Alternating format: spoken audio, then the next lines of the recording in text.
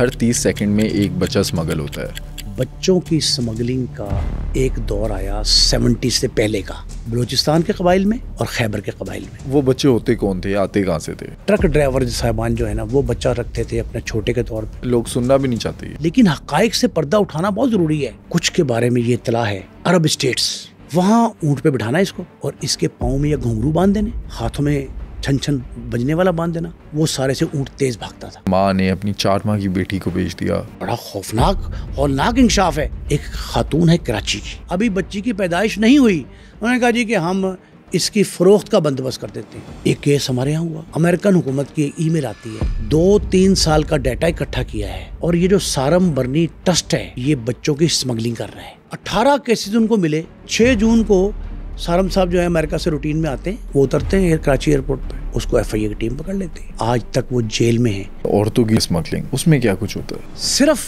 Dubai میں 103 clubs ہیں پاکستانی خواتین جہاں کرتی ہیں۔ یہ ٹریپڈ کیسے ہوتی ہیں؟ یہ لالچ دیا جاتا ہے، تنخواہ اچھی ملے گی، فلمی سٹار بن جائیں گی۔ پاکستان سے جانے والی 80% سے زائد خواتین یہ کہتی ہیں کہ ہمیں دبئی میں بیوٹی پارلر پہ جاب مل گئی ہے۔ آئی وٹنس اکاؤنٹ ہے یہ 2 طرح کے بڑے خطرناک کام تھے 90s میں اور 2000 تک چلتے رہے۔ وہاں بیرون ملک سے عورتیں پہ کام کرتی تھی۔ امریکہ نے جو مبینہ طور پہ سارم برنی پہ الزامات لگائے، ان کے پیچھے کیا حقیقت ہے؟ پاکستان میں ہونے والی چائلڈ ٹریفکنگ، اس کے پیچھے کون لوگ ملوث ہیں اور ان کے مقاصد کیا ہیں؟ اور سیکس ٹریفکنگ میں کیسے پاکستانی خواتین ٹریپ ہوتی ہیں؟ یہ سب جانیے آج کے پوڈ کاسٹ میں۔ سنو کرائم پوڈ کاسٹ کے 90% ویورز وہ ہیں جنہوں نے اب تک سنو ڈیجیٹل کو سبسکرائب نہیں کیا۔ اگر آپ کے خیال میں نے آپ کو ویلیویبل کنٹینٹ دیا ہے تو ابھی سنو ڈیجیٹل کو سبسکرائب کریں تاکہ میں اور نئی مصطفیٰ صاحب آپ کے لیے ویلیویبل کنٹینٹ بناتے رہیں۔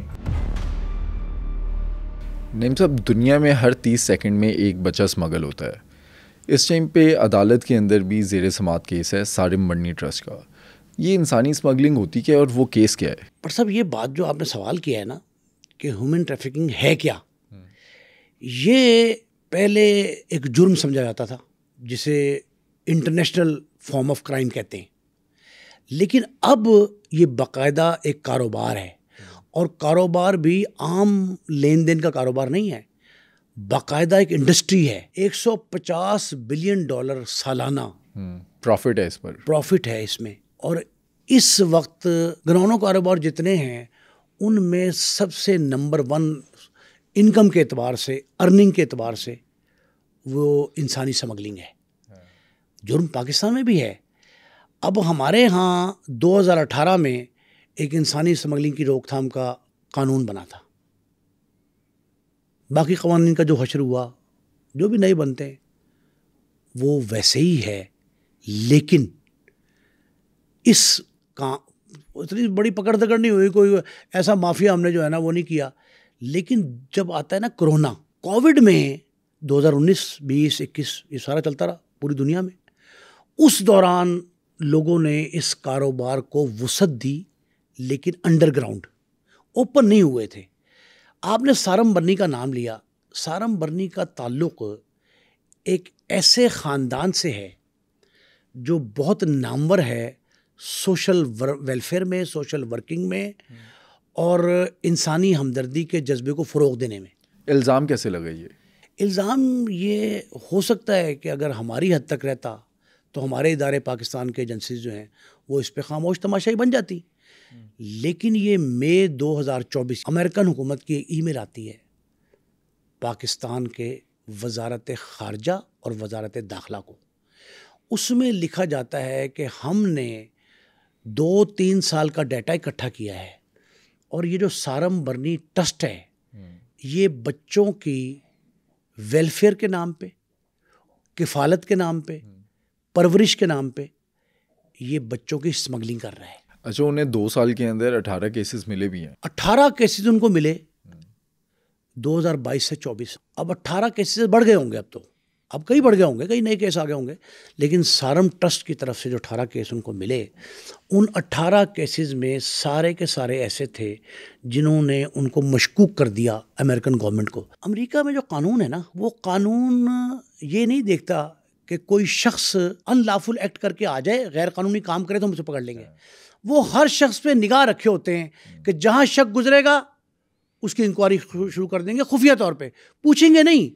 ہوا یہی, انہوں نے ایک خفیہ انکوائری کی سارم برنی ٹرسٹ کی, اور سارم برنی ٹرسٹ کی طرف سے جو بچے وہاں لائے گئے تھے کفالت کے نام پہ اس میں ان کو پتہ یہ لگتا ہے کہ یہ بچے باقاعدہ فروخت کیے گئے, خرید کیے گئے, جس مراحل سے بھی گزرے ہوں.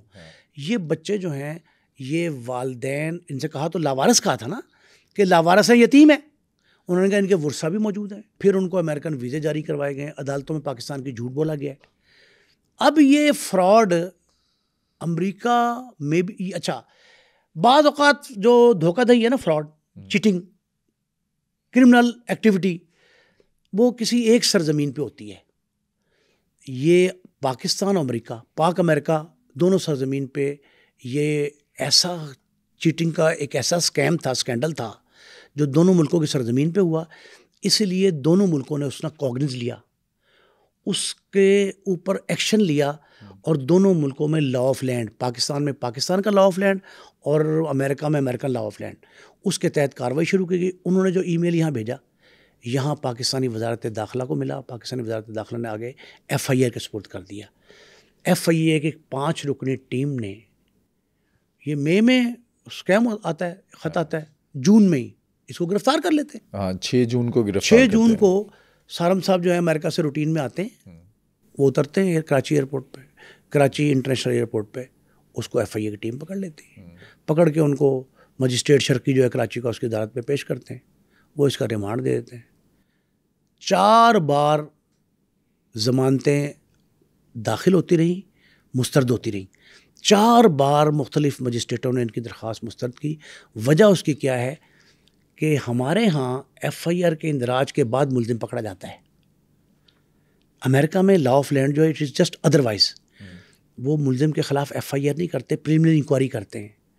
اس کے بعد جرم جب 99% آلموسٹ ثابت ہو جاتا ہے, مکمل طور پہ ثابت ہو گیا, اس کے بعد اس کو ہاتھ ڈالتے ہیں. انہوں نے پریلیمنری انکوائری کی رپورٹ پاکستان میں بھجوا دی تھی اسی ای میل کے بعد.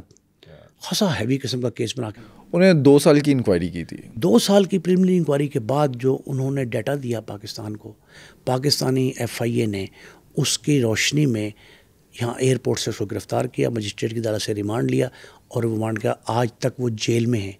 میں یہ جملہ آپ کو بتا رہا تھا کہ اگر یہ ہوتا پاکستانی قانون کے مطابق سارا کچھ, تو شاید وہ رہائی پا جاتے, ختم ہو جاتا معاملہ. لیکن امریکہ نے پوری چھان بین کے بعد جو رپورٹ اپنی بھیجی تھی, وہ سارا کچھ ثابت تھا.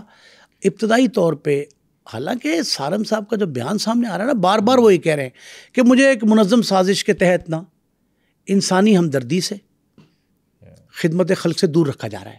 ایک مہم چلائی گئی میرے خلاف. بھئی یہ مہم ان کے بھائی کے خلاف کیوں نہیں چلائی گئی؟ وہ ان کے بھائی بھی یہی خدمت کا جذبہ ہے نا, یہی کام, سوشل ورکر ہیں وہ بھی. تو وہ سوشل ایکٹیوسٹ ہیں بڑے نامور, ان کے خلاف تو نہیں ہوا. یہ ان کے خلاف اس لیے کیا گیا کہ ان کے بیانات میں تضاد تھا. بٹ صاحب ایک بڑا آسان حل ہے کہ آپ کسی عدالت میں جائیں, اس سے کہیں جی مجھے گمشدہ بچہ ملا ہے, یا میں نے چائلڈ پروٹیکشن بیورو سے لیا ہے. یہ جتنے محکمے ہمارے ہیں ان سے ہم کسٹڈی لے کے اور عدالت میں جائیں کہ یہ میں پالنا پوسنا چاہتا ہوں, بچہ بچی ہے, تو عدالت جذبہ ہمدردی کے تحت نا, اظہار ہمدردی جو ہے اس کے تحت آپ کو کفالت دے دیتی ہے کہ آپ کو برا کام تو نہیں کر رہے نا, لاوارث بچہ ہے. انہوں نے کہا تھا لاوارث ہے, یتیم ہے.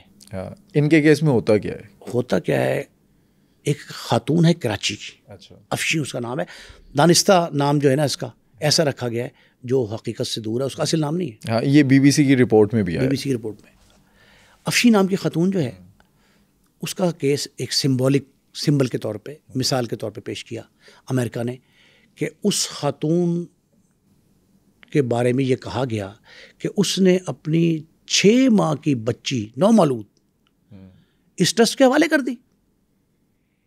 اور انہوں نے جا کے یہ کہا کہ ہمیں یہ بچی جو ہے, انہوں نے کیا موقف لیا, سارم برنی ٹرسٹ نے, ان کے لیگل ایڈوائزر جو عدالت میں جاتے ہیں, انہوں نے جا کے موقف لیا کہ ہمارے دفتر کے باہر کو پھینک گیا, ہمارے دفتر کے باہر پھینک گیا 6 ماہ کی بچی, ہم نے اٹھا کے جو لائے ہیں اور اس کی کفالت درکار ہے, وہ کفالت. انہوں نے کہا اگر یہ لاوارثی انہوں نے پھینکنی تو سڑک پہ کیوں پھینکتے, بھلے وہ ناجائز اولاد ہوگی, تو یہ جھولے میں کیوں ڈالا عیدی کے.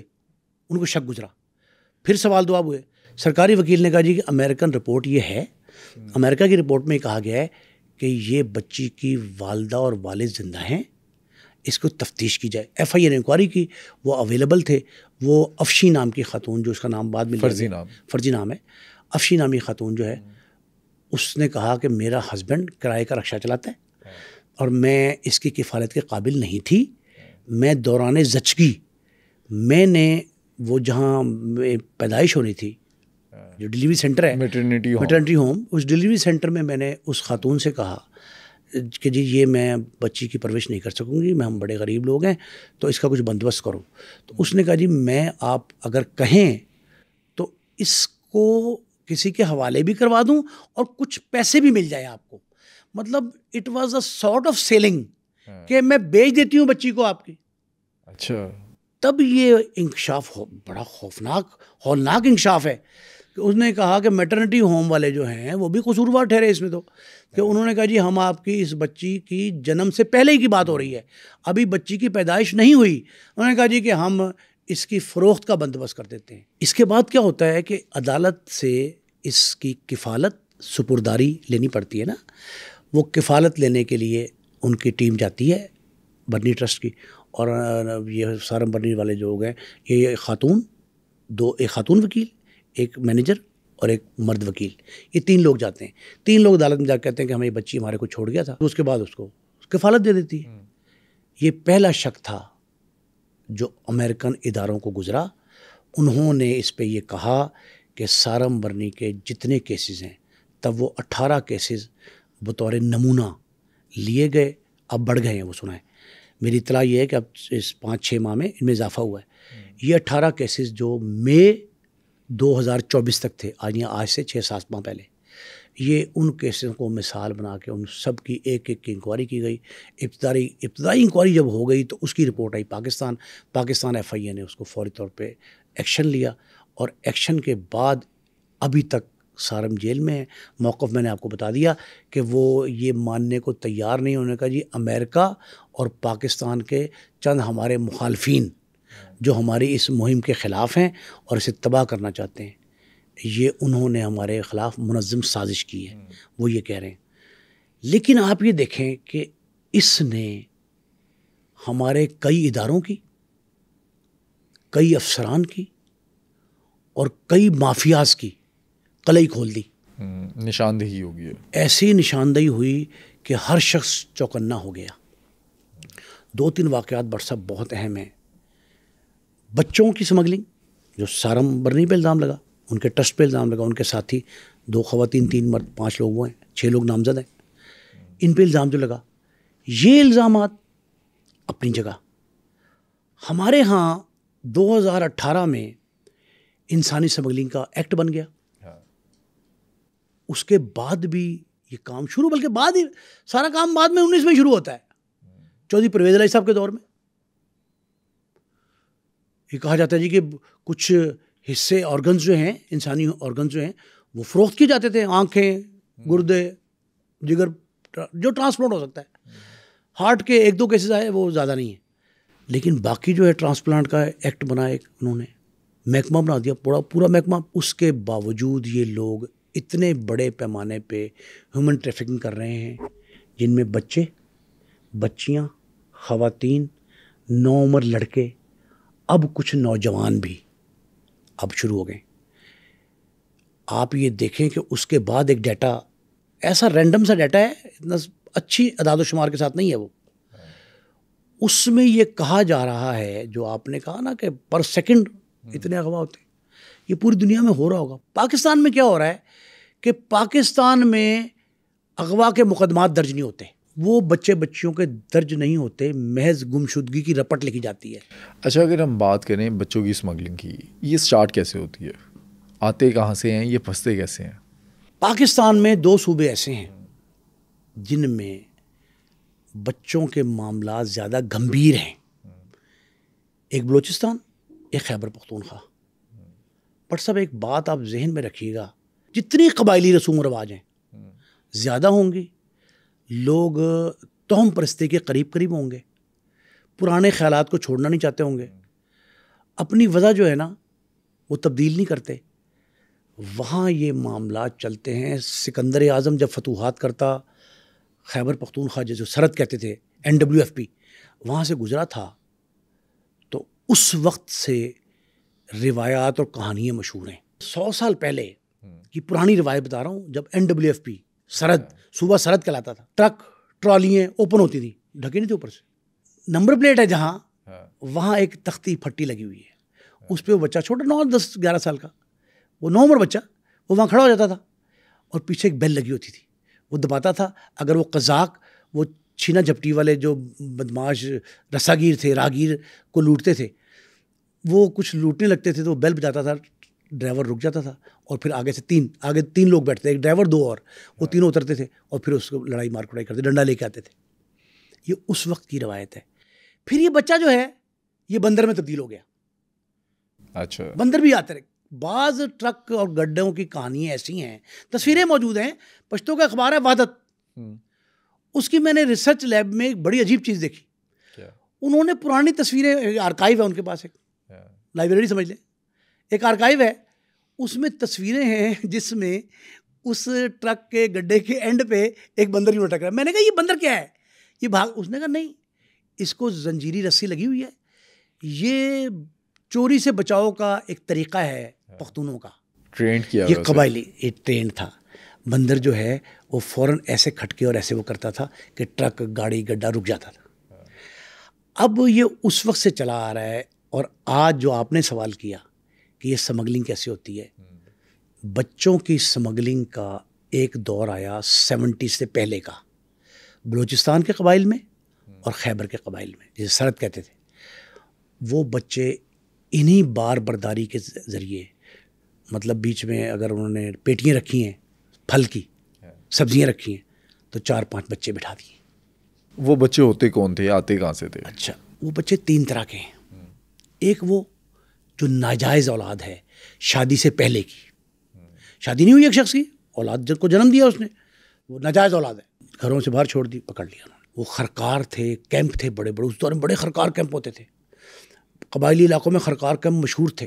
پھر دوسرے وہ جو والدین اپنے بچوں کی پرورش نہیں کر پاتے تھے، جو باغ کو گھروں سے نکال دیتے تھے. ہم نہیں، میں نے آپ کو افشین کا بچہ واقعہ بتا رہا ہے نا، اس نے کہا جی میں 6 ماہ کی بچی کہاں رکھتی، پرورش کیسے کرتی، میرا میاں کما نہیں سکتا، کرایہ کا رکشہ چلاتا ہے. اسی طرح جو بچے جن کی کفالت ممکن نہیں تھی والدین کے لیے، وہ یہ کوشش کرتے تھے کہ بچوں کو گھروں سے باہر بھیج دیں.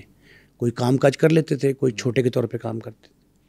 تو ٹرک ڈرائیور جو ہیں، ٹھیلے کے ڈرائیور، کارٹیڈن جو ہے وہ ایسے کوشش کرتے تھے کہ ان کو لے لیتے تھے کہ ہم ان کو کام سکھا دیں گے، 1-2 سال بعد بڑے ہوں گے تو یہ خود ڈرائیو کیا کریں گے، خچر بھی چلائیں گے، گدھا بھی چلائیں گے، گھوڑا بھی چلائیں گے، گاڑ بھی چلائیں گے، گڈھا جو ہوتا ہے، اور ٹرک بھی چلا لیں گے، وین بھی چلا لیں گے.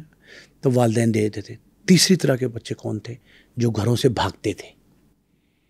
ان کو والدین کا اسکول جاؤ، مدرسے جاؤ، اس دور مدرسے کی زیادہ تعلیم تھی، مدرسے جاؤ، اسکول جاؤ، اور وہ نہیں جاتے تھے، بھاگ جاتے تھے. تو وہ کہاں جاتے تھے؟ ٹرک اڈا، بس اڈا، اسٹیشن، لاری اڈا جسے کہتے ہیں، GTS والے اسٹینڈ، پرانے اسٹینڈ، اور ہوٹل، ڈھابے. وہاں سے یہ خرکاروں کے جو گروہ تھے وہ ان کو کیپچر کرتے تھے، ان کی برین واشنگ کرتے تھے، اور برین واشنگ کے بعد انہیں پھر ایک شہر سے دوسرے، دوسرے سے تیسرے. یہ اب اس کی ڈویل فارم ہے. اب ان میں سے کاروبار کی نیت سے جن بچوں کو لیا جاتا تھا، جن بچوں کو اغوا کیا جاتا تھا مشقت کے لیے، چائلڈ لیبر قوانین بن گئے، بیگنگ کے لیے یوز کیا جاتا تھا. ہاں جی. یہ اب آپ یہ دیکھیں کہ کچھ کے بارے میں یہ اطلاع ہے کہ عرب اسٹیٹس، متحدہ عرب امارات، گرد و نواح کے علاقے، ایون سعودی عرب کے بعض حصے سعودی عرب کے، وہاں اونٹ ریس ہوتی تھی. اچھا. عام لوگ نہیں کرتے تھے اونٹ ریس، بڑے بڑے امیر کبیر، فرما روا، شاہی خاندان جو تھے، ان کے چشم و چراغ وہ اونٹ ریس کر رہے ہیں. اونٹ ریس کے لیے، اونٹ چونکہ اسے کہتے ہیں، جو جہاز ہے نا، وہ جہاز ہے کہاں کا؟ ریت کا جہاز ہے نا، ریتلے علاقے کا جہاز ہے، لیکن اس کی سپیڈ کم ہے، اس کے پاؤں بڑے ہوتے ہیں تو جما کے رکھتا ہے، اور وہاں گہرا گڑھا پڑ جاتا ہے تو وہ چلتا آہستہ ہے. اونٹ ریس کے لیے اس کو تیز دوڑانے کے لیے نا ایک جوکی کے طور پہ اگر زیادہ بھاری وزنی بیٹھا ہوگا نا تو بہت ڈل ہو جائے گا، اور اگر تھوڑے وزن کا کم جسامت کا بچہ بیٹھا ہو تو اس کے لیے طریقہ یہ کرتے تھے کہ بچہ یہاں سے اغوا کیے، کڈنیپ کر کے لے گئے، زبردستی لے گئے، یا والدین نے اگر اچھا بعض والدین فروخت بھی کر دیتے تھے بچے قسمہ پرسی میں، بدحالی میں. تو وہ جو جوکی کے طور پہ بچوں کو یو اے ای میں ان کے گرد و نواح میں عرب اسٹیٹس میں لے جاتے تھے، وہاں وہ جو اونٹ پہ بٹھانا اس کو، اور اس کے پاؤں میں یا گھنگرو باندھ دینے، ہاتھوں میں چھن چھن بجنے والا باندھ دینا، اور بعض اوقات ہارن لگا دینا، ہارن، بڑا ہارن. وہ بچہ جب چیختا تھا اپنا چیخ، پھر ہاتھ میں پاؤں میں جھنجھراہٹ، وہ سارے سے اونٹ تیز بھاگتا تھا. اب یہ بچوں کے بارے میں جب 2020 میں یہ شور شبہ بہت ہوا، آج سے 4-5 سال، یہ 5 سال پورے گن لیں، 19 20 21 22 23، ان 4-5 سالوں میں جب شور شبہ بڑھا دنیا بھر میں کہ یہ تو چائلڈ لیبر سے بدترین گھناؤنا فعل ہے، تو اب وہاں اونٹ ریس کی انتظامیہ نے یہ معاملہ تبدیل کر دیا. اب روبوٹ بن گئے ہیں وہاں. وہ روبوٹ ایسے ہیں کہ بچوں کی آواز جیسے وہ چیختے چلاتے ہیں، بچوں کی طرح جو ہے نا وہ کپ کپی، وزن بھی ان کا کم ہے، ہلکی جسامت ہے، روبوٹ ہے، اور ان میں بیل لگی ہوئی ہے. جس طرح میں نے بتایا ٹرک، وہ جو خیبر پختونخوا میں 100 سال پہلے تھے سرحد میں، وہ ان میں بیل تھی پیچھے لگی ہوئی، اب انہوں نے جو ہے نا روبوٹ میں بیل لگا دی. وہ اسے ریموٹ کنٹرول کے ذریعے جو ہے نا روبوٹ چیختا ہے، چلاتا ہے، بچوں کی طرح کرتا ہے، تو اونٹ تیز بھاگتا ہے. اب آ کے یہ ایک تو در بند ہو گیا، بچوں کی سمگلنگ کا جو راستہ تھا جس کے مقاصد کے لیے استعمال ہوتا تھا، وہ ایک مقصد کا دروازہ بند ہو گیا. سارم برنی ٹرسٹ نے بھی کافی بچے ریسکیو کیے اس سے. بٹ صاحب یہ جو سارم برنی ٹرسٹ جو ہے نا، اس کو ابتدا میں جو پذیرائی ملی اور جو عالمگیر شہرت اس کے حصے میں آئی، وہ یقین کریں اس سے لوگ، ہر عام شہری کی زبان پہ برنی ٹرسٹ کا نام تھا. اور انہوں نے کہا کہ اونٹ ریس میں پاکستانی بچوں کی توہین، تذلیل، تضحیک جس انداز سے ہو رہی ہے اور جتنا ظلم ان پہ ڈھایا جا رہا ہے، وہ تو چائلڈ لیبر سے کہیں زیادہ ہے. تو اس کو انہوں نے کہا کہ یہ ہمارے لیے ایک ناخدا ہے برنی ٹرسٹ، اور یہ ریسکیو کر رہا ہے ان کو. انہوں نے اس کام کے ذریعے لامحالہ شہرت بھی حاصل کی، دولت بھی حاصل کی ہے، اور یہ اس مشہوری اتنی ہوئی کہ 80-90 بچے پاکستان کے وہ واپس آ گئے. اب آپ یہ دیکھیں کہ پاکستان پہ دبئی نے جو پاکستانیوں پہ، اہل پاکستان پہ جو پابندیاں عائد کی ہیں، اس میں ایک ریزن یہ بھی ہے کہ یہاں کے لوگ جو ہیں وہ یا تو اغوا کر کے لاتے ہیں بچے، تو وہ پاکستان پہ یہ پابندیاں لگ رہی ہیں اس بنا پہ. تو اس دور میں جب بچے ریسکیو کیے گئے تو لامحالہ یہ بڑا انعام تھا پاکستان پہ، وہ جو بھی لے کے آیا. یہ بچے یہاں آ گئے، لیکن سوال چھوڑ گئے برنی ٹرسٹ کی تحقیقات اور ان بچوں کی واپسی جو 80 کی تعداد میں تھے، جو ریسکیو کر کے اونٹ ریس کے لیے. اچھا اونٹ ریس کے علاوہ میں آپ کو ایک بات بتاؤں، صرف اونٹ ریس کے لیے عرب اسٹیٹس میں، عرب امارات میں نہیں جاتے تھے وہ. اور کیا پرپس تھا؟ اس کے علاوہ ایسے سینٹرز ہیں، مختلف نام اس کے کلبز ہیں، ان کے مختلف نام ہیں، جہاں مختلف طرز کے کام ہوتے ہیں. بچوں سے بد اخلاقی کے معاملات بھی ہیں، جنسی تشدد جو ہے وہ بھی ہے، جبری مشقت بھی ہے. انہیں بھوکا پیاسا رکھ کے 1 روپیہ نہ دے کر انہیں باقاعدہ یرغمال بنا کے، بانڈڈ لیبر جس طرح ہوتی ہے، بانڈڈ لیبر کے طور پہ استعمال کیا جاتا ہے. یہ کئی کہانیاں سامنے آئی. کرتے کیا ان کے ساتھ جتنا ظلم روا رکھا جاتا ہے، کسی معصوم پہ اتنا ظلم بندہ تصور نہیں کر سکتا. لیکن زیادہ تر بچے چونکہ نوعمر تھے، وہ والدین کے دھتکارے ہوئے تھے، حالات کے مارے ہوئے تھے، یا ایسے بیچارے تھے کہ جن کے کفالت ہی مسئلہ تھی بید. حالانکہ چائلڈ پروٹیکشن بیورو کا کام بٹ صاحب پتہ کیا ہے؟ ان کا کام یہ ہے کہ وہ بچوں کو جو باقاعدہ لاوارث ہیں، ٹرسٹ والے یہی کہتے ہیں نا، سارم برنی ٹرسٹ والے، کہ یہ لاوارث تھا، یتیم تھا، بیکس تھا. تو میں آپ کو سڑکوں پہ سینکڑوں بچے دکھاتا ہوں، لاہور کے میٹروپولیٹن، جو بچے اس وقت لاوارث پھر رہے ہوتے ہیں.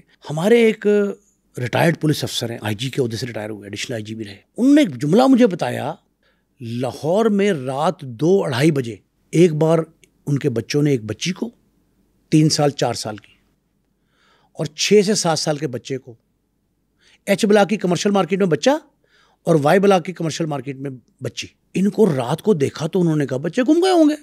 ان کو بٹھا لیا. بٹھانے کے بعد ان سے بڑی مشکل سے ایڈریس پوچھا. ایڈریس پوچھنے کے بعد انہوں نے کہا جی کہ ہم بتائیں نا بچے. اب بچے سدائے ہوئے تھے، ٹرینڈ تھے کہ وہ صرف پیسے مانگتے تھے رات کو 2-2:30 بجے اور ہر شخص ترس کھا کے دیکھے گا. تو یہ چونکہ پولیس افسر کے بچے تھے، انہوں نے کہا کہ یہ تو کہیں تو روانہ کر لے اس کو، لینا جائے بچوں کیوں گم گیا، جو والدین چھوڑ گئے. تو پتہ لگا کہ پروفیشنل بھکاری تھے. وہ کہتے ہیں کہ ہم نے فون کیا چائلڈ پروٹیکشن بیورو. تو چائلڈ پروٹیکشن بیورو والوں نے اتنا مشکل مرحلہ بتایا کہ اس پروسیس سے گزریں، پہلے تھانے جائیں، وہاں رپورٹ درج کرائیں، اس کی کاپی لے کے آئیں، اپنا ID کارڈ دیں، آپ نے کیوں اٹھایا، وہاں سے لائے کیسے. انہوں نے کہا جی وہ بجائے بچے سے کچھ کرنے کی ہم سے تفتیش شروع کر دی. کہتے ہیں ہم نے ان سے کہا لے جانا جاؤ، جہنم میں جاؤ. کہ جب نے چھوڑ دیا 4 دن بعد ہماری فیملی نے پھر اسی جگہ وہ بچہ دیکھا، اسی جگہ وہ بچی دیکھی. ایک دوسرا ایک اور میں آپ کو بتا رہا ہوں، یہ جو ہمارے اوپر سب سے بڑا الزام ہے سعودی عرب کا، UAE کا، کہ پاکستان سے بھیک کے نام پہ لوگوں کو لے جایا جاتا ہے. اب اس کے میں آپ کو سمجھاؤں گا ہیومن ٹریفکنگ کیا ہے. 2 بات اس کے واقعات سن لیں. ایک واقعہ یہ ہے کہ لاہور میں ایک بہت بڑا گلبرگ کا چوراہا ہے، اسے فردوس مارکیٹ چوک کہتے ہیں. انڈر پاس اور اوور ہیڈ 2 بن گئے وہاں. انہوں نے کہا جی وہاں انڈر پاس اور اوور ہیڈ بننے سے پہلے وہاں کے سگنل آف کر دیے، ٹریفک سگنل. تو جو شخص دیکھتا ہے لیفٹ رائٹ وہ گاڑی گزار لیتا تھا، بائک بھی گزر جاتی تھی، ہر چیز گزر جاتی تھی. Under pass over had been رہے تھے. تو وہاں لاہور میں سب سے مہنگا چوک ہے بھکاریوں کے لیے. وہ اب یہ بعد میں بتاؤں گا کہ مہنگا کیسے. وہ وہاں جب سگنل آف ہوا تو بھکاریوں نے بیٹھ کے اندازہ لگایا، جو اس کا مافیا ہے اس نے اندازہ لگایا کہ ہماری تو انکم 5% رہ گئی، یہ 95% بند ہو گئی. انہوں نے کہا کیوں؟ انہوں نے کہا سگنل نہیں چلتے. تو انہوں نے اپنی جیب سے پیسے خرچ کر کے ان سگنل کے بلبس چینج کرائے، ان سگنل کو ٹھیک کرا دیا. یہ ریکارڈ پہ بات ہے لاہور میٹروپولیٹن پولیس کی، لاہور ٹریفک پولیس کی، اور یہ جو لاہور یہ جو بنا ہے یہ جو سیف سٹی، ان کے ریکارڈ پہ یہ بات ہے کہ اس فردوس مارکیٹ کا چوراہا جو ہے اس پہ بہت رشی ایریا ہے، وہ ٹریفک پھنس جاتی ہے. تو انہوں نے کہا کہ گاڑی تو رکتی نہیں، ہم بھیک کسے مانگیں. تو ان بھکاریوں نے اپنی جیب سے پیسے کلیکٹ کر کے، ایک واقعہ. دوسرا ابھی ریسنٹ پاس میں منڈی بہاؤالدین تک، یہ بتا رہا ہوں میں آپ کو، گجرانوالہ سے اگلا اسٹیشن ہے. گجرانوالہ سے اگلا اسٹیشن جو ہے اس سے لے کے منڈی بہاؤالدین تک پورے پاکستان 2 فیملیز تھیں. ان فیملیز نے ایک جشن کیا، فنکشن کیا، جس میں پجارو، بڑی بڑی لینڈ کروزرز اور دنیا کی سب سے بڑی بڑی جو مہنگی گاڑی ہے وہ وہاں، اس میں لوگ بھکاری ان میں شریک ہوئے. اب وہاں اتنا بڑا شو کیا گیا تو انہوں نے کہا کہ یہ ہماری برادری ہے. خیبر سے کراچی تک جنرلی وہ لوگ شریک ہو گئے. تو ہم پہ یہ الزام جو ہے کہ ہم بھکاری پیدا کرتے ہیں. پاکستان میں گداگری کے قانون موجود ہیں، عمل درآمد نہیں ہے ان پہ. محکمے بالکل میٹھی نیند سو رہے ہیں. اب ہوتا کیا ہے، ٹریفکنگ، ہیومن ٹریفکنگ میں سب سے بڑا ہتھیار گداگری ہے، نیٹ ورک ہے. اچھا انہی پولیس افسر کے ایک اور بات، وہ کہتے ہیں میں DIG تھا تو میری رہائش گاہ تھی تھانہ شمالی چھاؤنی، صدر بازار تھانہ جو ہے گول چکر والا، اس کے ساتھ تھانے کے ساتھ بالکل متصل ایڈجسٹنٹ. وہ کہتے ہیں کہ میں دیکھوں صبح اور رات کو لیٹ تک ایک معذور شخص ریڑھی پہ بیٹھتا ہے اور بھیک مانگتا ہے. کہتے ہیں ایک دن میں فجر کی نماز پڑھ کے باہر نکلا تو وہ معذور شخص نہیں تھا، لیکن اس کی ریڑھی تھی، معذور کی ویل چیئر وہ موجود تھی. کہتے میں نے کہا یار یہ ویل چیئر ہے، بندے نہیں. کہتے میں نے کہا اخبار والا آ رہا ہے، اخبار آئے گا میں دیکھوں گا. میں کہتا خود ہی ٹہلتا رہا، واک کر کے واپس آیا تو ایک گاڑی آئی، اس میں 4 لوگ تھے، ایک خاتون تھی، 3 لوگ تھے. انہوں نے اس گاڑی میں سے اس معذور کو اتارا، ویل چیئر پہلے کھڑی کر گئے وہاں، معذور کو اتارا، ویل چیئر پہ بٹھا دیا، وہ بیٹھ گیا. کہتا میں نے اپنے بچوں سے کہا یہ کوئی عجیب طرح کا کام ہے. کہتا اسی رات کو ہم نے پھر ایک پریکٹس کی، دیکھا کہ وہ کیا کرتے ہیں. کہتا ہے پھر وہ گاڑی رات کو آئی کوئی 11-12 بجے قریب، اور معذور کو گاڑی میں ڈالا اور ویل چیئر جو ہے نا وہ سامنے ایک پلازے کے اندر جا کے لاک کر کے کھڑی کر دی.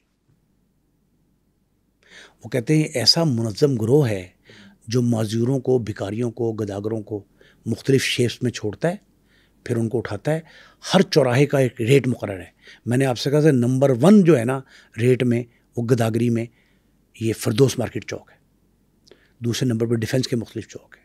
پھر مال روڈ ہے، مال روڈ پہ سختی ہوگی، وہاں کم ہوتا ہے.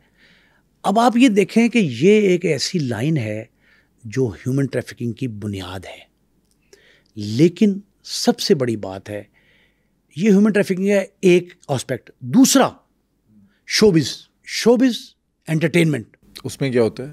اس میں مختلف گروپس تشکیل دیے جاتے ہیں. گروپس تشکیل دینے کے لیے مختلف کلبز بنے ہوئے ہیں. جہاں تک بچوں کو اغوا کر کے کن مقاصد کے لیے استعمال کیا جاتا ہے اس کا تعلق ہے نا، تو پاکستان کے 2 صوبے میں نے پہلے بتایا کہ بلوچستان اور خیبر پختونخوا، اچھا، یہاں سے بچے بڑی تعداد میں اغوا ہوتے ہیں. ان کا اغوا کا مقدمہ درج نہیں ہوتا، رپٹ لکھی جاتی روز نامچے میں گمشدگی کی. اغوا ہوتے ہیں یا اپنی مرضی سے جاتے ہیں؟ دیکھیں یہ مرضی سے بھی جاتے ہیں، والدین کے دھتکارے بھی ہوتے ہیں، گھر سے ناراض بھاگتے بھی ہیں، اسکول کالج مدرسوں سے. زیادہ تر بچے مار پیٹ سے بھاگتے ہیں. مدرس کی مار پیٹ، ٹیچر کی مار پیٹ، والدین کی مار پیٹ، بہن بھائیوں کی مار پیٹ. اکثر بہن بھائی بھی مار پیٹ کرتے ہیں. بہن بھائیوں کی جو مار پیٹ ہے نا وہ بھی وجہ بنتی ہے گھر سے بھاگنے کی.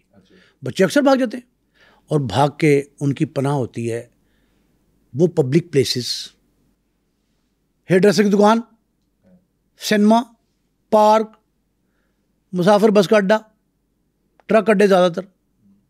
اور ٹرک اڈے خیبر پختونخوا اور بلوچستان کے 3-4 بڑے اضلاع، وہاں سے تو بار برداری کا بے تحاشا سامان جاتا ہے، پورے ملک میں جاتا ہے. اب یہ کہا جاتا ہے کہ بچے جو ہیں ان کو پناہ چاہیے ہوتی ہے، وہ ڈانٹ ڈپٹ سے، مار پیٹ سے ڈر کے بھاگیں تو ان کو کوئی جو ایسا ہی دستہ شفقت رکھتا ہے نا تو وہ خوش ہو جاتے ہیں کہ چلو ہمیں کو پیار کا بندہ ملا ہے. اب پیار کا بندہ کن مقاصد کے تحت پیار کر رہا ہے، بعد میں کیا اس نے کہاں استعمال کرنا ہے، اس کے نتائج کیا ہوں گے، اس سے وہ بچے نا عمر ہوتے ہیں، بے خبر ہوتے ہیں. ایک تو بچوں کا یہ معاملہ ہے. دوسرا ہے جو والدین بچوں پہ نگاہ نہیں رکھتے، گھر میں ان کو بند نہیں رکھتے، حالات خراب ہیں تو جو اغوا کار ہیں وہ بچوں کو اغوا کر لیتے ہیں. خیبر میں زیادہ تر بچوں کے اغوا میں خواتین ملوث ہیں. بچے بھی ہوتے ہیں، مرد بھی ہوتے ہیں، لیکن مرد اپنی گاڑی، رکشہ، ٹیکسی جو بھی کچھ ہے جعلی نمبر پلیٹ لگا کے وہ دور کھڑی کی ہوتی ہے انہوں نے تاکہ کہیں وہ نہ آ جائے، CCTV فوٹیج نہ آ جائے. تو وہ خواتین بچوں کو جو ہے نا استعمال کرتے ہیں. خواتین کے ہاتھوں پہ نا بڑی اہم بات ہے، خواتین اپنے کف کے اوپر نا ایک کیمیکل لگا لیتی ہیں. جو کیمیکل ہے وہ بچے کے ناک کے آگے کیا، یوں اس کو پیار دینے کے لیے، ہاتھ آگے کرنے کے لیے یوں آگے کیا تو بچہ بے ہوش ہو جاتا ہے. اس کو فوراً اٹھا کے وہ جہاں بھی گاڑی کھڑی ہوتی ہے اس میں رکھ کے اور لے جاتے ہیں. یہ اغوا کا طریقہ ہے.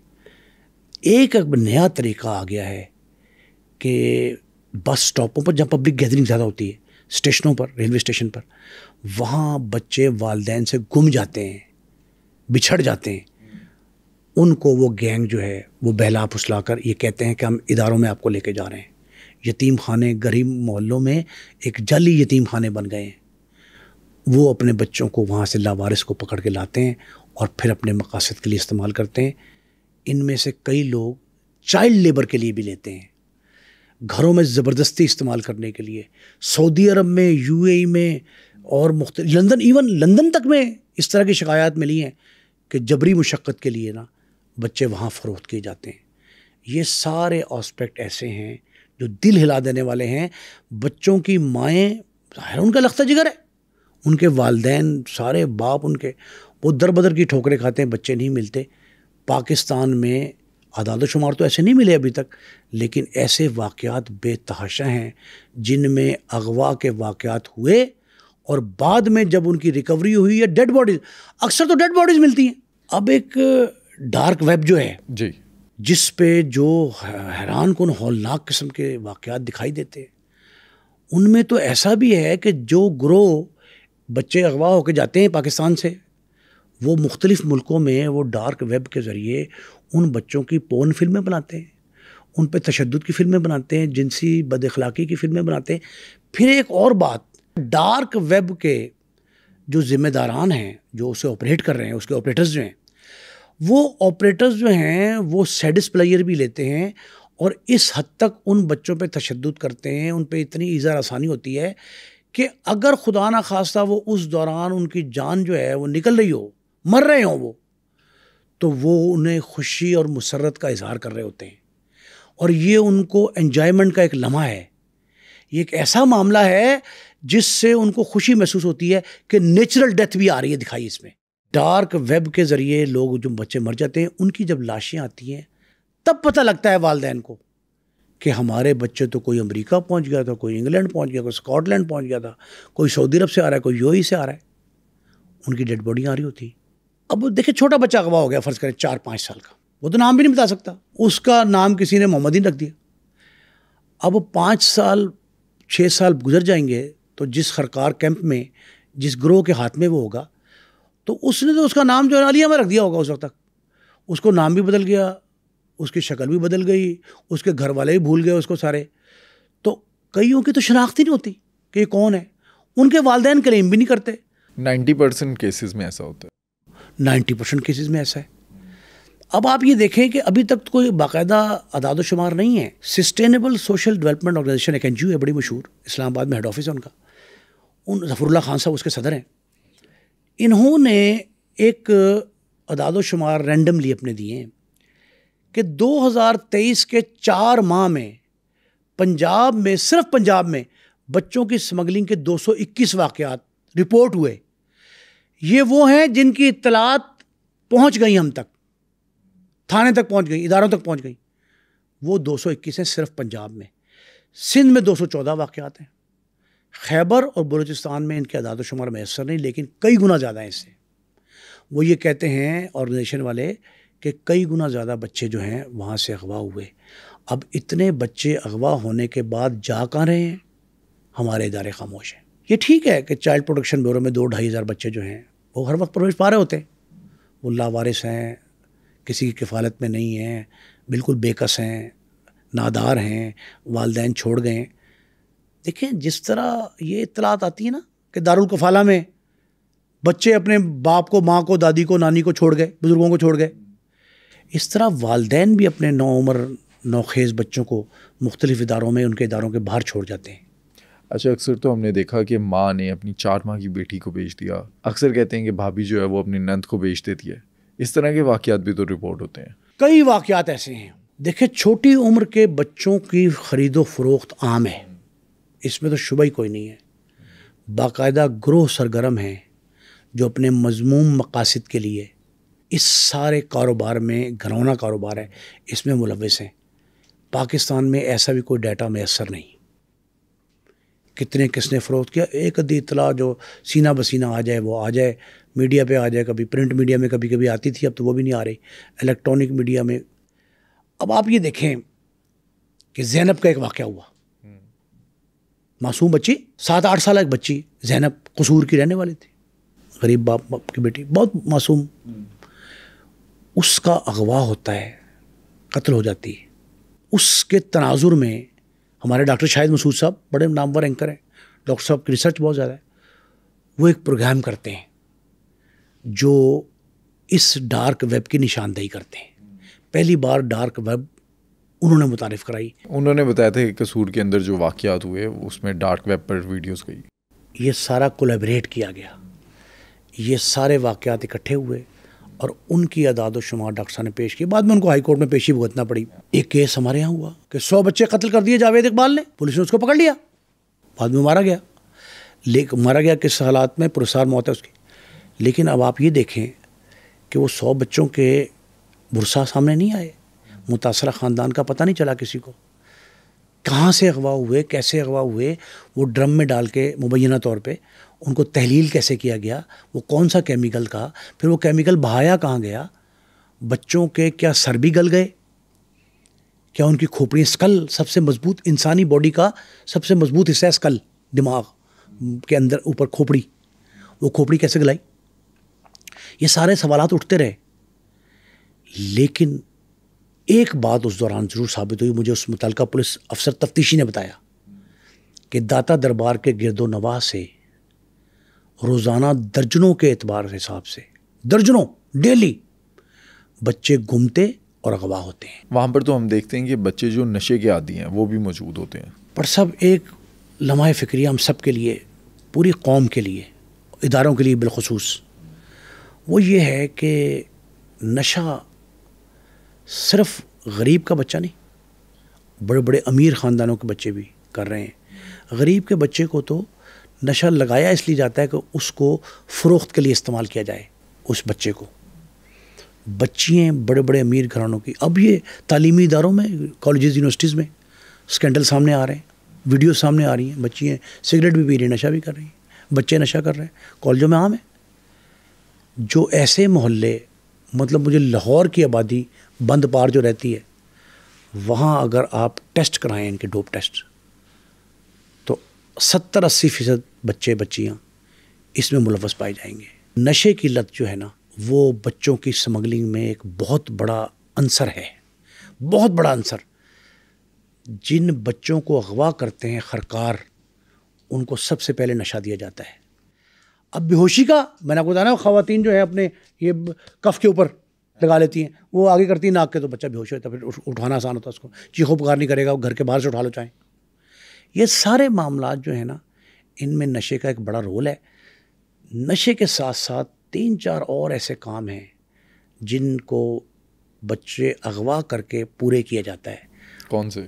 ان میں ایک کام جو ہے نا, وہ ہے بیرون ملک سمگل کر کے ان سے دھندے کیا ہیں, جنسی تشدد, بدکاری, بد اخلاقی کے لیے استعمال ہوتے ہیں بچے بے تحاشا. چھوٹی عمر کی بچیوں کو بالغ ظاہر کیا جاتا ہے, ہوتی چھوٹی عمر کی ہیں, 10-11 سال کی, ان کو 15-16 سال بعض اوقات ایسے انجیکٹیبل دیے جاتے ہیں کہ ان کی جسامت ایک دم بڑی لگتی, ہارمونز لگائے جاتے ہیں. تو یہ جو کام ہے نا, ایک کام یہ ہے کہ آپ بچوں کو چائلڈ لیبر کے لیے استعمال کریں, بد اخلاقی بد کرداری کے لیے استعمال کریں, اور جبری مشقت کے لیے استعمال کریں. اور پھر سب سے بڑھ کے جو ہے وہ ہے کہ ان بچوں کو سوشل میڈیا کی زینت بنانے کے لیے, اس کو بڑھاؤ دینے کے لیے, بڑھوتی دینے کے لیے استعمال کیا جاتا ہے. جو میں نے آپ کو ڈارک ویب بتائی ہے نا, ڈارک ویب پہ جو یہ جملہ میں نے کہا, مصدقہ جملہ ہے کہ جی وہ بچوں کے مرنے کا انتظار کر رہے ہوتے ہیں. وہاں پر ایک ریڈ روم ہوتا ہے, ریڈ روم کے اوپر جیسے ہم دیکھتے ہیں ٹک ٹاک لائیو, فیس بک لائیو, اس طرح سے انہوں نے ایک روم بنایا ہوتا ہے. اس کے اندر دکھاتے ہیں کہ ایک بچے پہ تشدد کیا جا رہا ہے, آڈینس وہاں پر دیکھتی ہے, اس کے بعد ان کو ٹوکن دیتی ہے, اس کی وجہ سے ان کی جو ہے وہ پروفٹ ہوتا ہے. بٹ صاحب یہ اتنا گھنونا فیل ہے. آپ معصوم بچوں کی عمریں دیکھیں, ان کی جسامت دیکھیں, اور ان پہ ہونے والا تشدد دیکھیں. وہ اپنی فلم بیچنے کے لیے, اپنی ویب سائٹ چلانے کے لیے کیا کچھ کر رہے ہیں, سوشل میڈیا ڈیجیٹلائزیشن کے لیے یہ استعمال ہو رہا ہے. اگر اس کو بین الاقوامی تناظر میں دیکھیں نا, تو پاکستان سے جو سمگلنگ ہو رہی ہے وہ دیگر ممالک سے بھی ہو رہی ہے, وہاں بھی ہو رہی ہے. مطلب انڈیا, بنگلہ دیش, African countries, eastern Europe, south American, یہاں پوری دنیا میں بڑی ہے. لیکن اس کرونا کے بعد یہ جو آیا تھا, اس کے بعد پیسے کی ضرورت اور ریل پیل بڑھتی گئی. تو یہاں بچوں کا, خواتین کا, ایون اچھی ایج کے لوگوں کا جو اغوا, سمگلنگ, ان کو ریسٹین کرنا, ہاسٹل کرنا, جتنا کچھ بھی ہے, یہ سارا بڑھتا گیا آہستہ آہستہ آہستہ آہستہ. لیکن پاکستان کے میں نے 2 صوبے آپ کو بتائے, ایک خیبر پختونخوا, ایک بلوچستان. پنجاب میں واقعات ہوئے ہیں, میں نے سب سے پہلے وہی بتائے. لیکن یہاں بچوں کے اغوا کے طور طریقے, میں نے ابتدا آپ کو بتائی کہ ٹرکوں کے ساتھ بچے جاتے تھے چھوٹے, انہیں وہ کلنڈر کہتے تھے, کنڈکٹر نہیں, کلنڈر. وہ کلنڈر کے طور پہ بیٹھتے تھے, گڈھے پہ بیٹھ جاتے تھے, چوری روکتے تھے. بعد میں جب بڑے بڑے ٹرک آ گئے, تو ٹرک ڈرائیوروں نے, ٹرالا ڈرائیوروں نے اندر ایک بیڈ لگا لیا. نیچے بیٹھتے تھے, 2 ادھر بیٹھتے تھے, ایک ادھر بیٹھتا, 3 بیٹھے, تو اوپر 2 کا بیڈ لگ گیا, ایک چلا رہا ہے اور 2 اوپر سو رہے ہیں. جب یہ بیڈ لگے تو وہ چھوٹا جو ٹیل اینڈ پہ بیٹھتا تھا, نمبر پلیٹ کے اوپر جو لگی ہے تختی, اس پہ پھٹی پہ بیٹھتا تھا, وہ اندر بیٹھنا شروع ہو گیا. ڈرائیور حضرات جو ہیں وہ ان کو عمر کے مطابق خیبر پختونخوا میں، بلوچستان میں قبائلی، آپ قبائلی روایت سمجھیں، وہ ٹین ایجر بچے چھوٹے 10 سے اوپر 15-20 سال سے نیچے، یہ 10-15 سال کے درمیان میں ان بچوں کو وہاں بٹھاتے تھے اور ان کو لے جاتے تھے. اب یہ اس لالچ میں والدین بھیج دیں پہلی کیٹیگری کہ جناب یہ کمائیں گے، ٹرک ڈرائیور بنیں گے تو ان کی بھی ریل بیل ہوگی پیسوں. پھر وہ راستے میں جہاں سٹاپ کرتے ٹرک ڈرائیور، وہاں ٹرک اڈے جو ہوتے ہیں، ٹرک ہوٹل انہوں نے ان کے لیے بستر کا اہتمام کیا تھا، وہاں ان کو تنہائی ملتی تھی، تخلیہ ملتا تھا. تو وہاں بچوں سے بد اخلاقی کے واقعات ہوتے رہے، اور پھر وہ بچے یہاں تک حالات تھے کہ جو ڈرائیور تھا نا، وہ بچے کو لالچ دینے کے لیے اپنا پرس اس کو پکڑا دیتا تھا اور پھر اس سے کہتا تھا کہ ہوٹل میں چائے کا بل، کھانے کا بل تو دے. ٹرک ڈرائیور صاحبان جو ہے نا وہ بچہ رکھتے تھے اپنے چھوٹے کے طور پہ. اسی طرح قبائلی ملکان، مشران، کچھ سربراہ، سردار، جو بھی انہیں کیا نام دے لیں آپ، وہ اپنے ساتھ ایک بچہ رکھتے تھے چھوٹی عمر کا، اور وہ اچھے بڑے وزیدار لوگ بڑی بڑی گاڑیوں میں آ رہے ہیں، اور اس بچے کو اکثر یہ کہہ کے تعارف کراتے تھے کہ ہمارا بھانجا ہے، ہمارا بھتیجا ہے. پرپز کیا ہوتا تھا رکھنے کا؟ پرپز ان کا ہوتا تھا بدکاری. ان میں سے اکثر لوگ تو ایسے تھے جو عمر گزر جاتی تھی ان کی، 50 سال کے ہو جاتے تھے، شادی نہیں کرتے تھے، اور وہ اپنی خواہشات جو ہے نا وہ ان بچوں کے ذریعے پوری کرتے تھے. یہ تمام باتیں ریکارڈ پر ہیں. دیکھیں ہمارے ہاں لوگ یہ بتانا چاہتے نہیں اور مناسب نہیں سمجھتے کہ یہ بلو دی بیلٹ ہے. لوگ سننا بھی نہیں چاہتے. لوگ سننا بھی نہیں چاہتے، لیکن حقائق سے پردہ اٹھانا بہت ضروری ہے، تاکہ ہمیں پریکاشنری میئرز بھی تو لینے ہیں نا، والدین کو خبردار بھی تو کرنا ہے، ہمیں اپنے طور پہ ہوشیار بھی تو رہنا ہے نا، ہم کسی کے بہکاوے میں نہ آ جائیں، ہمیں کوئی ہمارے بچے کو ٹرک ڈرائیور کا چھوٹا بنا کے نہ رکھ لے کوئی. یہ ساری باتیں تھیں. اب ایک میں آپ کو عجیب سی ایک بات سناؤں کہ ایک جو چھوٹے ہوتے ہیں نا، مطلب پشاور میں یہ پختونوں کے اپنی روایات رواج کے تحت جو چھوٹے بچے رکھے جاتے ہیں ان کو نام دیے گئے ہیں مختلف. پشاور میں کلچا کہتے ہیں بچے کو، نڈا کہتے ہیں. 2 طرح کے پشاور میں، ایک پختون قوم ہے، ایک ہزاروی ہے. ہزاروی نڈا کہتے ہیں، پختون کلچا کہتے ہیں. اب اسی طرح کوہاڑ جو ہے وہاں جنڈکا، جیم نون ڑے کاف الف کا، لڑکے کی طرح جن لگا دیں لڑکے سے پہلے لام کی جگہ پہ، جنڈکا. اب اسی طرح یہ عجیب سی بات ہے کہ بنو میں جو ہے وہ کہتے ہیں دپڑکا. مختلف اپنے علاقے میں ان بچوں کو جو بڑے لوگوں کے ساتھ چل رہے ہیں انہوں نے رکھے ہوئے ہیں. اب وہ کئی لوگ آپس میں کہہ رہے ہوتے ہیں یار اس نے یہ بچہ رکھا ہوا ہے، لڑکا رکھا ہوا ہے. تو وہ لوگ جو ہیں وہ اس پہ کوئی شرمسار نہیں ہوتے، کوئی اظہار ندامت نہیں کرتے، شرمندگی ان کو نہیں ہوتی. وہ روایات کے مطابق ان کو رکھتے ہیں. ٹرک ڈرائیور بچہ رکھتے ہیں، روایت کے مطابق رکھتے ہیں. ایک آسپیکٹ تو یہ ہے، ان بچوں سے جنسی درندگی کا جو کام لیا جاتا ہے نا، اس کے مقدمات پولیس، اچھا پھر بچہ بھی بتاتے ڈرتا ہے، اکثر والدین تو ذکر کرتے نہیں، لیکن جو تھانے کچہری تک پہنچ جاتے ہیں اور جو یہ سمجھتے ہیں کہ ہمارا مخالف پہنچتے وہ ہیں زیادہ تر لوگ جو سیاسی طور پہ، انتظامی طور پہ، نسلی طور پہ، گروہی طور پہ اپنا مخالف سمجھ رہے ہوتے ہیں دوسرے کو، اس کو پھنسانے کے لیے پولیس میں چلے جاتے ہیں. کیسز رپورٹ ہوتے ہیں. یہ ضابطۂ فوجداری کی دفعہ 377 377 تے پہ تعزیرات پاکستان زواد فے جو بھی ہے، تعزیرات پاکستان کی دفعہ 377 کے تحت سوڈمی، اغلام بازی، اس کا مقدمہ ہوتا ہے. اب یہ ہمارے ہاں اسلام میں بدترین فعل کہا گیا ہے. قوم لوط پہ جو عذاب نازل ہوا وہ ہمارے اسلامی تاریخ کا حصہ ہے. اسی لیے لواطت کہتے ہیں اس فعل کو، اس گھرونے اور بدنما داغ جو ہے اس کو لواطت کہتے ہیں. یہ لوط کے اعتبار سے جو قوم لوط تھی وہ بچوں سے بد اخلاقی کی مرتکب ہوئی، جس پر عذاب الہی نازل ہوا، اور وہ عذاب پوری کی پوری قوم جو ہے نا اس پہ آیا.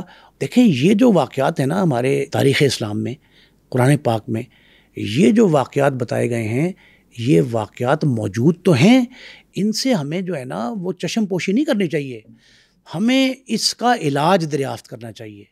اتنے ادارے پاکستان میں بن گئے، انہوں نے کیا کیا؟ اب میں آپ کو نام بتا رہا ہوں کہ بنو میں کیا کہتے ہیں، کوہاٹ میں کیا کہتے ہیں، فلاں میں کیا کہتے ہیں۔ ایکشن کیوں نہیں ہوتا جو رکھتے ہیں؟ ایکشن نہ ہونے کی وجہ سے قانونی سقم، ہم نے قوانین بعض بنائے ان پہ عمل درآمد نہیں کیا، یا بنائے تو مفادات کی خاطر بنائے، لوگوں کی پروٹیکشن کی خاطر بنائے، ان کے جرائم پر پردہ پوشی کے لیے بنائے، تو وہ کارگر نہیں ثابت ہوئے وہ قوانین۔ ایک آسپیکٹ۔ دوسری بات بٹ صاحب، یہ بچے اور یہ نوعمر بچیاں، ان کے آرگن نکالے جاتے ہیں، جسمانی اعضاء، اچھا، اور وہ بھی فروخت ہوتے ہیں۔ بہت بڑا دھندا لاہور کے ایک بڑے نجی ہسپتال میں، ایک نیم سرکاری ہسپتال میں جو فنڈ سرکاری تھے، ڈسپینسری ٹائپ، وہاں تھیٹر تھا، اور کئی دوسرے صوبوں میں، پنجاب کے اور بھی شہروں میں یہ ایسے گھرونے مذموم منصوبے پکڑے گئے جہاں بچوں کے آرگن نکال کے انہیں بتائے بغیر زبردستی جبرن ان کو فروخت کیا جاتا تھا۔ اس میں کہتے ہیں کہ جو جگر ہے، گردے ہیں اور آنکھیں بھی بیچی جاتی ہیں۔ دیکھیں جگر اور گردے، کڈنی جو ہے وہ بہت مہنگا بکتا ہے، پہلے سستے تھے، ڈونر آپ کو چاہیے قانون کے تحت، ٹرانسپلانٹ کے تحت۔ اب دیکھیں ہم نے جو قانون بنایا نا پرویز الہی صاحب کے دور میں، اس قانون سے انسانی ہمدردی کا جذبہ ختم ہونے لگا کہ کوئی شخص دینے کو تیار نہیں ہوگا، ڈونر نہیں ملے گا آپ کو، بڑے مہنگے پیسے ڈیمانڈ کرے گا۔ آپ نے کہا جی صرف آپ کا اہل خانہ جو ہے وہ دے سکتے ہیں، انہوں نے کہا جی ٹھیک ہے۔ لیکن ایران نے اور سعودی عرب نے کیا کیا، انہوں نے قوانین سخت کیے، آپ دے سکتے ہیں لیکن یہ جو ہے نا کرائٹیرین ہو، کرائٹیرین۔ دیکھیں قانون سازی پہ عمل درآمد کیسا ہے کہ آپ ڈانس کلب میں جائیں، وہاں آپ نے ڈانس دیکھا، انجوائے کیا، تفریح ہوگی آپ کی، آپ رقاصہ پہ یا گلوکارہ پہ پیسے نہیں لٹا سکتے، آپ نوٹ نہیں پھینک سکتے۔ ہم ویل کہتے ہیں نا، ویل نہیں دے سکتے، ہم تو یہاں نعتوں اور اس پہ بھی دیتے ہیں نا، ہم کئی ایسے محافل جو مذہبی محافل ہیں اس میں بھی ویلیں دے رہے ہوتے ہیں، شادیوں پہ بھی پھینکتے ہیں نوٹ۔ آپ رقاصہ پہ گلوکارہ پہ ویل نہیں پھینک سکتے۔ آپ کو شوق چرایا ہے، آپ نے اس کی پریز کرنی ہے، اس کو تعریف کرنی ہے، شاباش دینی ہے، ویل کرنے، آپ جائیں گے اس کلب کے باہر ریسیپشن پہ، اس کو جتنے پیسے آپ نے لٹانے وہ اس کو دیں گے، وہ آپ کو ٹوکن دے دے گا، آپ ٹوکن دیں گے اس کو، رقاصہ کو۔ رقاصہ تقریب ختم کر کے، محفل ختم کر کے کاؤنٹر پہ جائے گی، جتنے کے ٹوکن ہوں گے اتنے پیسے اس کو دیانتداری کے ساتھ مل جائیں گے۔ اب میں نے ان سے پوچھا کہ یہ کلب کی کیا روایت ہے؟ انہوں نے کہا یہ قانون ہے۔ انہوں نے کہا اس پہ ہمارے بادشاہ کی تصویر ہے، تو ہم نہیں چاہتے کہ آپ ہمارے نوٹ پھینکے تو بادشاہ کی بے توقیری ہو، یہ بے توقیری ہے بادشاہ کی، یہ تعظیم کے خلاف ہے، آداب اخلاقیات کے منافی ہے۔ انہوں نے کہا جی ہم نہیں پھینکتے، لیکن آپ اس پہ پھینک کے دیکھیں نوٹ۔ ایک دوسرا پابندی کیا ہے، قانون سے کیا ہوتا ہے؟ قانون یہ ہے کہ آپ ٹائم ہے 6 سے 1 بجے، 12 بج کے رات 59 منٹ پہ وہ بند ہو جائے گا، 1 بج کے 1 منٹ پہ نہیں کھل سکتا، دنیا کی کوئی طاقت نہیں اس کو کھول سکتا۔ لوگ ہجوم میں، رقص میں سرور آ جاتا ہے نا تو ناچنے لگ پڑتے ہیں اور بوتل اٹھا کے مار دیتے ہیں، کسی کو موبائل مار دیتے ہیں، پتھر مار دیتے ہیں۔ آپ نے اگر پھینکا، آپ تو تماشبین ہے نا، آپ کو کلب کچھ نہیں کہے گا۔ جو گلوکارہ ہے، رقاصہ ہے، پرفارمر ہے، جو پرفارم کر رہی ہے، اس کو پکڑ لیں گے۔ میں نے کہا جی اس کو کیوں پکڑتے ہو، اس کا کیا قصور ہے؟ پتھر اس نے مارا، بوتل اس نے ماری، غول خپاڑا اس نے کیا۔ اس نے کہا ہم اس لیے پکڑ رہے ہیں کہ ہمارا قانون یہ ہے کہ اس کی ذمہ داری ہے کہ اپنے مہمان کا خیال رکھے۔ اس نے اس مہمان کو یہ موقع کیوں فراہم کیا کہ وہ آپے سے باہر ہو گیا؟ یہ ہے قانون۔ ہمارے ہاں بچوں کے آرگن نکالنے کا، ایک دوسرے کی مرضی کے منشا کے بغیر ایکٹ کرنے کا کوئی ایسا قانون نہیں ہے جس پہ سختی سے عمل درآمد ہو۔ اس لیے یہ اب میں آپ کو ایک واقعہ سناتا ہوں کہ نا کراچی، شعیب خان ہم نے کیا نا، شعیب خان پہ ابھی ایک شو کیا ہم نے، کراچی کا نامور۔ شعیب خان نے ایک ملزم کی سفارش کی۔ کس کی؟ کہ ملزم قید میں بند ہے، قتل کا الزام ہے اس پہ، تو اس کے ساتھ کو رعایت کی جائے، شعیب خان کے بڑے تعلقات تھے افسروں میں بیوروکریسی میں. انہوں نے کہا جی کہ اس کی اپیل کے تمام مراحل گزر چکے, صدر نے بھی اپیل خارج کر دی, اب اس کو تختہ دار پہ لٹکانا, پھانسی دینی ہے. میں نے کہا ٹھیک ہے. مدعیوں کو بلایا کہ جی آپ اس کا آخری حربہ ہے کہ آپ اسے معاف کر دیں شعیب خان کی سفارش پہ. میں نے کہا ہم نہیں معاف کریں گے. ملزم سے کہا کہ آخری خواہش کیا ہے, تو صبح تو تختہ دار پہ ہے. اس نے کہا میری آخری خواہش یہ ہے کہ جس متاثرہ خاندان نے مجھے مورد الزام ٹھہرایا اور قتل کا جرم مجھ پہ ثابت ہوا, میں پھانسی چڑھ رہا ہوں, ان کے خاندان میں ان کا ایک بھائی یا باپ نابینا ہے. اس نابینا شخص کو میرے پھانسی دینے کے بعد میری آنکھیں لگا دی جائیں. پھانسی دینے کے 16 گھنٹے بعد تک, میڈیکلی 16 گھنٹے بعد تک یہ زندہ رہتی ہیں آنکھیں. اس نے کہا میرے پھانسی دینے کے بعد میری آنکھیں اس نابینا کو لگا دی جائیں. وہ نابینا آج تک زندہ ہے اور اس کو آنکھیں.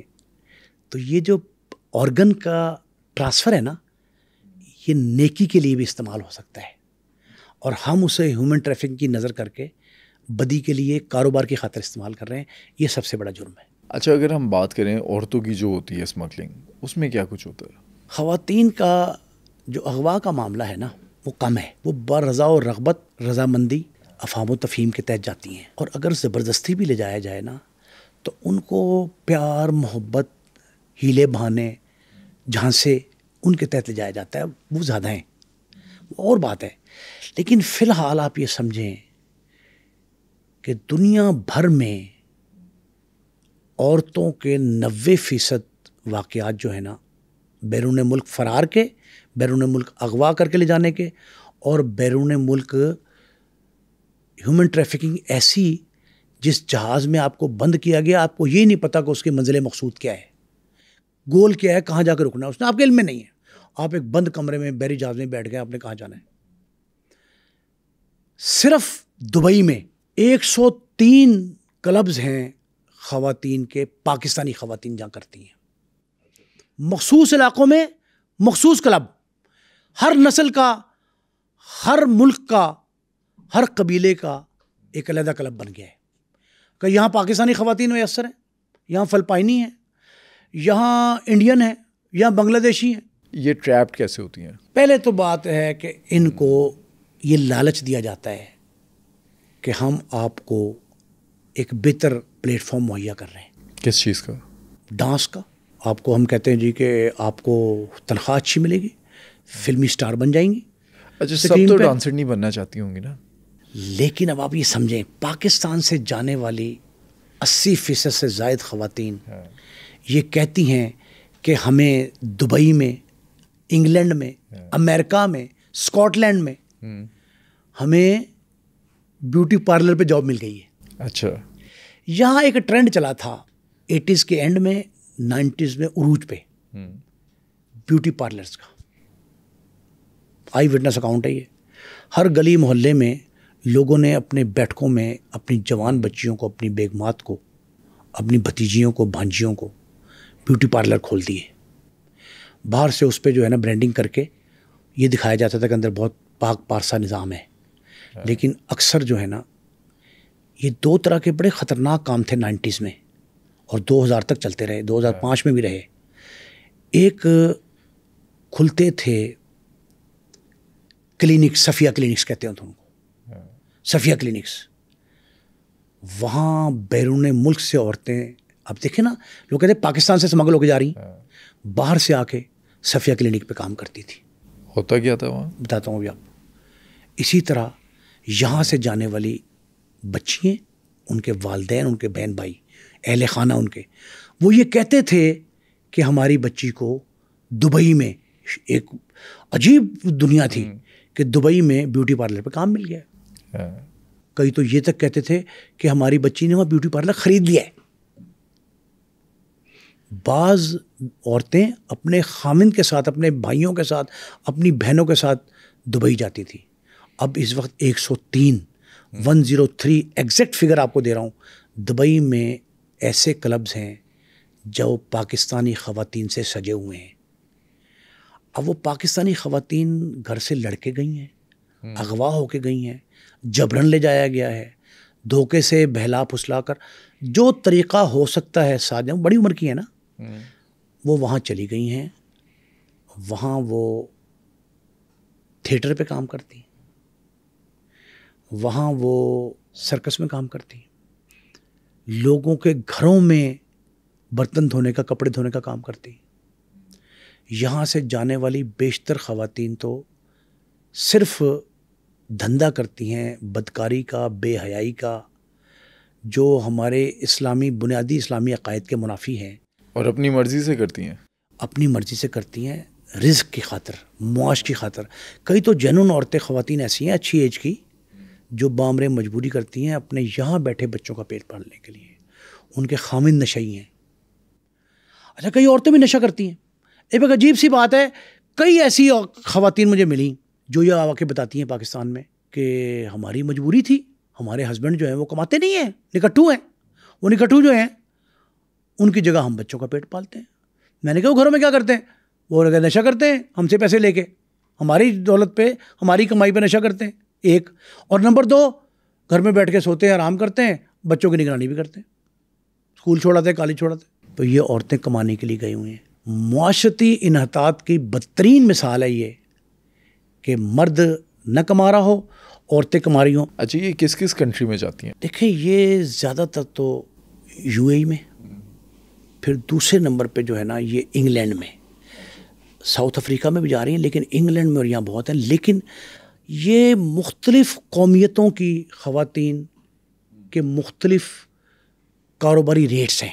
اچھا, مثلا سب سے زیادہ جو خاتون پراسٹیٹیوشن کے لیے استعمال ہو رہی ہے وہ سیریا, شام کی ہے. وہ نمبر 1 حیثیت حاصل ہے اس کو دبئی اور گرد و نواح میں.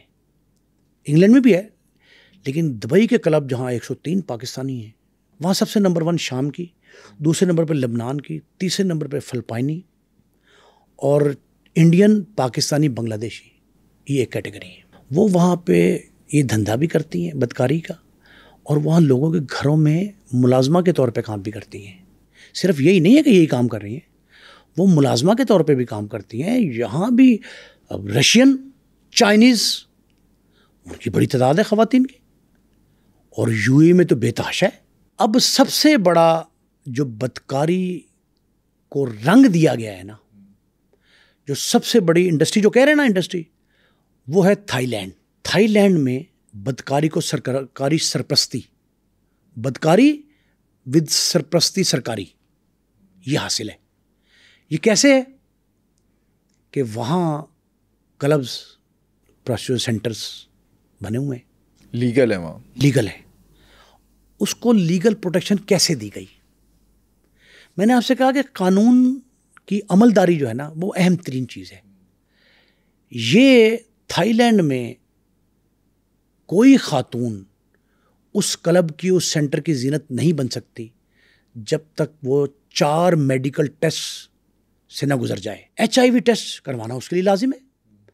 اسی طرح پھر میڈیکل کے معاملات اتنے سخت اور گمبھیر ہیں, جب تک وہ خاتون وہاں سے نہیں گزرتی, ٹیسٹ کوالیفائی نہیں کرتی, سرٹیفکیٹ نہیں ملتا, اس کو اس کلب کے اندر انٹر ہونے کی اجازت نہیں ہوتی.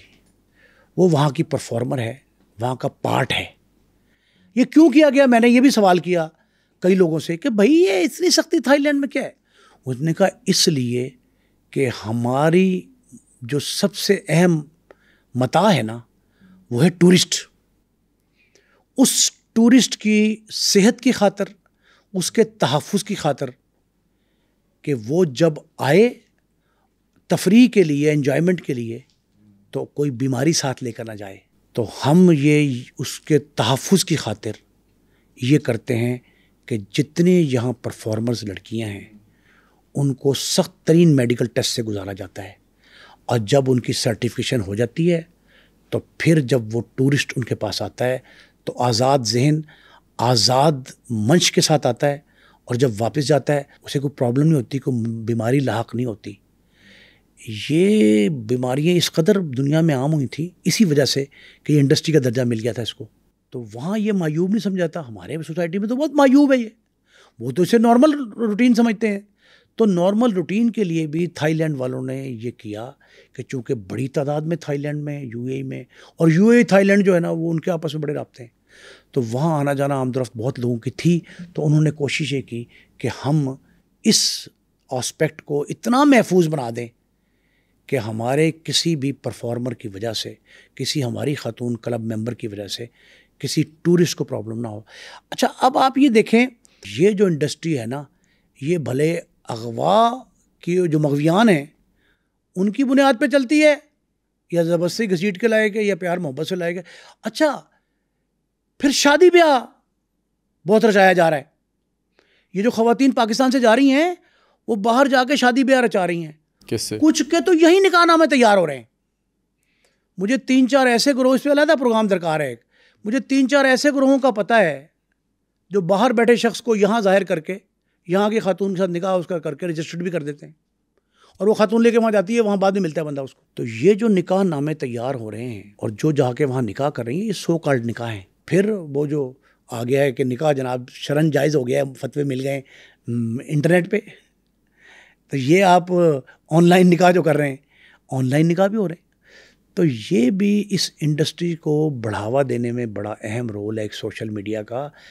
دیکھیں ہے تو یہ ایک پورا ٹریڈ، لیکن سوشل میڈیا نے اس کو جس قدر سہل کر دیا ہے تو وہ اب تو معیوب بھی نہیں لگتا لوگوں کو، برا بھی نہیں لگتا، غیر شرعی تو کیا لگے گا، گناہ اور ثواب کا تصور بھی ختم ہو رہا ہے۔ تو یہ ایک انڈسٹری جو ہے، اس انڈسٹری کو بچانے کے لیے، اس انڈسٹری سے بچنے کے لیے، انڈسٹری ہے نا یہ، اس سے بچنے کے لیے، اپنی خواتین اور بچوں کو محفوظ بنانے کے لیے پاکستان میں سخت ترین قانون سازی کی ضرورت ہے۔ کوئی نہ کوئی ہمیں سخت ترین اقدامات کرنے ہوں گے جو دوسروں کے لیے سبق آموز بھی ہوں، لیسن تو ملے نا ان کو۔ دوسرا یہ ہے کہ ہمیں اس غربت کا، عوام کا بھی کچھ سوچنا ہے نا، جو محض غربت کی خاطر اپنے بچے فروخت کر رہے ہیں، اپنی بیٹیاں فروخت کر رہے ہیں، وہ تو ایک معاشرتی المیہ ہے۔ اس معاشرتی المیہ سے نجات حاصل کرنے کے لیے علماء کرام کا بڑا رول ہے، خطباء کا بڑا رول ہے، ٹیچرز کا بڑا رول ہے۔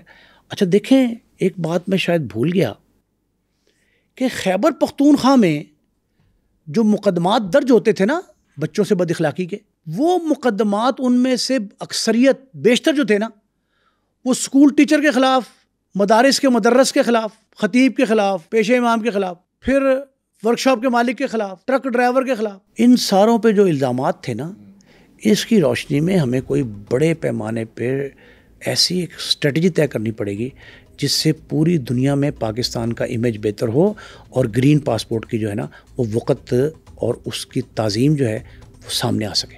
آپ کے خیال میں ہیومن سمگلنگ کی اصل وجہ کیا ہے؟ ہمیں کامنٹ سیکشن میں بتائیں۔